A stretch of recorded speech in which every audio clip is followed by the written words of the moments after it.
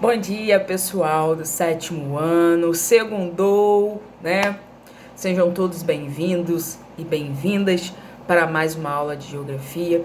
Desejo que seja uma semana muito abençoada, tá? De muita aprendizagem, tá bom? E que a tia Laísa vai estar aqui com vocês, beleza, pessoal? Bom, daremos continuidade, então, tá? Aos nossos conteúdos, onde a gente estava trabalhando sobre as características naturais aqui do Brasil, sobretudo falando sobre o nosso relevo, e hoje a gente vai falar sobre a nossa hidrografia. Bom, voltando no conteúdo passado sobre relevo, nós vimos quais são as principais formas, né, de relevo que serão encontradas aqui no nosso território brasileiro. Vamos recapitular? Quais são essas principais formas? Nós temos os planaltos, as planícies e as depressões, tá? Temos essas principais formas de relevo que serão encontradas aqui no nosso território. Cada forma de relevo, pessoal, vai ter, né, uma forma de formação, um processo de formação diferente do outro, tá? Lembrando que os planaltos e as depressões são as formas de relevo que a gente encontra em maior parte aqui do nosso território. E as planícies são as que a gente encontra em menor parte. Outra coisa que nós falamos é que a região norte, nós vamos ter uma extensa planície que é resultante, tá? Do processo acumulativo ali do Rio Amazonas, tá? Que a gente tem uma importante planície lá na região norte, que é a planície do Rio Amazonas, que é muito utilizada para a navegação. Aí nós vimos como que, né, essas formas de relevo, elas contribuem para a economia também. Nós falamos que os rios, né, que são característicos da forma de relevo de planaltos, eles são muito utilizados para geração de energia, né? Por causa da queda, a gente sabe que o planalto ele vai apresentar uma altitude maior em relação à planície e à depressão. Então, os rios de planaltos, devido à altitude, devido à queda, tá? Eles são muito utilizados para a geração de energia. Os rios de planícies, como o próprio nome diz, planícies, né? Eles são planos. Esses rios são muito utilizados para a navegação, transporte de pessoas, transporte de mercadoria. Lá na região norte, por exemplo, onde eu estava falando, do rio Amazonas, né, que é muito utilizado pelos moradores de lá como uma via, né, de deslocamento. Por quê? Devido a ser um rio de planície, fica muito mais fácil a pessoa se deslocar, né, por navegação, ok? Bom, e hoje a gente vai iniciar um novo assunto sobre as características naturais aqui do nosso Brasil. Hoje a gente vai estar falando sobre a hidrografia. O que significa hidrografia? Primeira coisa que vocês têm que saber. Quando eu falo de hidrografia, eu estou falando de água.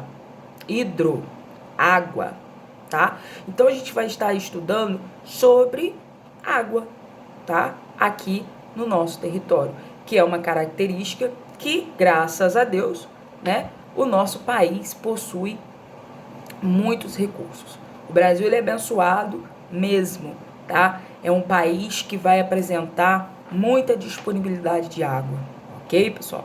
Bom, então a hidrografia, ó, na página 43, a gente já tem até uma definição, olha só. A hidrografia é um ramo da ciência que estuda as águas do planeta em suas diferentes formas.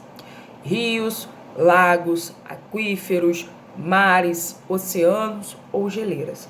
Então a hidrografia ela vai estudar, tá, a porção de água que envolve o planeta. Essa água pode ser encontrada nos rios, nos lagos, nos oceanos, nos mares, nos aquíferos, nas próprias geleiras, tá? É um conjunto, ok? Então a hidrografia é um conjunto aí de águas. Bom, a gente sabe que a nossa água, ela é essencial para a manutenção da vida, né, aqui do nosso planeta. Tanto para a vida humana, quanto para a vida animal, quanto para a vida vegetal. Ou seja, a água ela é importante para a nossa biodiversidade, tá? O que é a biodiversidade? É o conjunto de várias formas de vida. Eu estou me referindo a nós seres humanos, aos nossos animais, às nossas vegetações, tá? Então a água ela é essencial para a biodiversidade. A gente pode conseguir ficar sem comer, sem se alimentar, mas ficar sem água é meio impossível, porque a água ela é um nutriente essencial para a nossa sobrevivência, tá? Por isso que a gente sempre bate na tecla, pessoal, que a gente tem que cuidar dos nossos mananciais, ou seja, das nossas águas. Por quê? Porque a água doce, por exemplo, né, que é a que a gente consome, ela é essencial para o ser humano, né? Além disso, a água também é essencial para o desenvolvimento econômico. Como assim, tia Laísa? A água ela é essencial para o desenvolvimento econômico. Lembra que eu falei que a água ela pode ser usada para gerar energia, a água ela pode ser usada para abastecer as casas, a água pode ser utilizada para irrigar, como por exemplo as plantações lá na agricultura, na pecuária, na indústria, tá? Então a água ela faz parte desse processo de desenvolvimento econômico também, além de ser essencial para a nossa sobrevivência. Bom, a gente sabe, né, que a água ela passa por um ciclo, né, o ciclo hidrológico, isso. Porém, eu sempre ouço falar assim, Laísa, mas a água então nunca vai acabar, porque ela passa por um ciclo. Baseando-se nessa ideia de ciclo, realmente a água ela pode nunca acabar. Porém, quais são os problemas desse ciclo, né? Quando a gente tem um desperdício da água? É que nem todo o território, ou seja, nem todos os lugares do planeta têm a mesma disponibilidade de água que a gente tem, tá? Isso é um problema. Não é porque nós temos que o nosso país vizinho vai ter, né? E aí a gente não pode pensar neles, a gente tem que pensar não somente na gente, mas também no próximo, não é isso?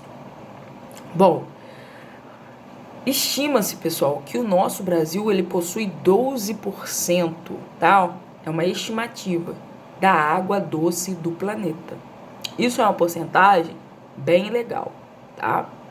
E essa água, essa disponibilidade de água aqui no nosso território, infelizmente, ela não é distribuída de forma igualitária sobre todo o território. Algumas regiões passam por problemas de falta de água. Quer ver? A região Nordeste, por exemplo, é uma região que vai apresentar um clima semiárido, né? Ou seja, de característica seca por causa da falta de água. Lá eles passam, às vezes, meses sem chuva, né? Como a gente também vai ter regiões no Brasil que vão apresentar uma quantidade de água bem favorável. Na página 43, a gente tem um gráfico aí, sobre a distribuição dos recursos hídricos aqui no Brasil. Vamos analisar, tá, para a gente perceber quais são as regiões que vão apresentar a maior disponibilidade de água. Vamos lá. De cara, a gente vê que a região norte é a região que mais possui uma maior disponibilidade de recursos hídricos. É a região norte, tá? Depois, nós temos a região centro-oeste, a região sul, a região sudeste, a região nordeste. Percebam que a região nordeste é a que menos tem disponibilidade de água, ou seja, de recurso hídrico, tá? Então, por exemplo, a região sudeste apresenta aí 6% de água, né, comparado às outras regiões. A região norte, olha só a concentração de água da região norte, 68% da água disponível aqui no Brasil, 68% está concentrada na região norte. É muita coisa, né? E aqui na região sudeste, 6%, tá? E aí a gente tem 16% na região centro-oeste, 7% na região sul e 3% na região nordeste, que aí é a menor porcentagem, ok? Pessoal, fiquem atentos, tá? Lá na plataforma eu vou colocar a nossa atividade do dia, tá bom? Obrigada pela participação de vocês e até a nossa próxima aula. Beijão!